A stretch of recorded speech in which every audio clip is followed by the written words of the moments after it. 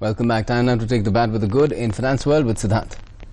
Well, thank you, Gautam. Lots has been happening in the world of business. Let's take a look at the top lines. April-July fiscal deficit comes in at 3.9 lakh crore rupees, stands at 73.7% of financial year 17 budget estimate. April-July revenue receipts at 2.56 lakh crore rupees.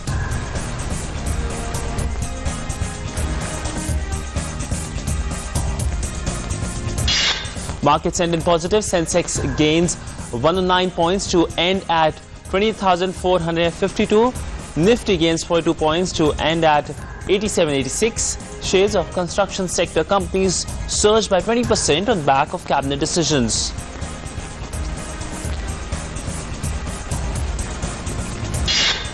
AP Shah submits comprehensive report on gas dispute between Reliance and ONGC to Oil Minister Dharmendra Pradhan. Shah panel agrees that gas migrated from ONGC to Reliance. Government to act on panel recommendations in a month.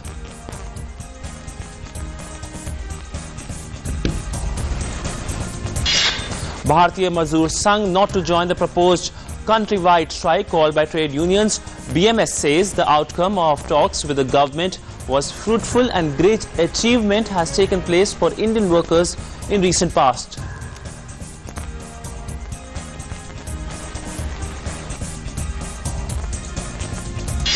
Petrol prices hiked by 3.38 rupees a litre, diesel by 2.67 a litre.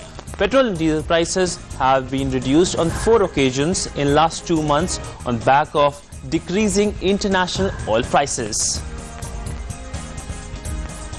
Well, some macroeconomic news. Indian economy grew at 7.1% in the first quarter of the current financial year.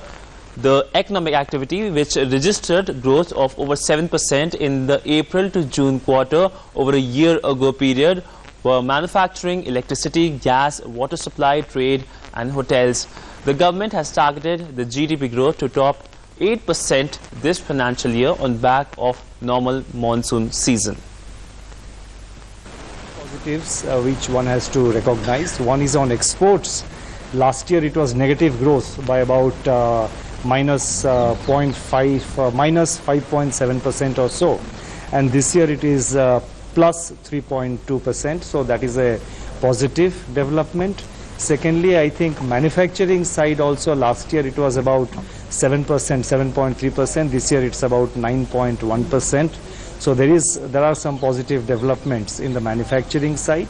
And thirdly, in the services sector also, I think growth this year is also higher than last year Q1. So well, Goa today became the 15th state to ratify the Goods and Services Tax Constitutional Amendment Bill, paving the way for the legislation to be notified by the President to the GST Council. Goa Chief Minister termed the GST Bill's passing in the Assembly as historical, revolutionary and far-sighted.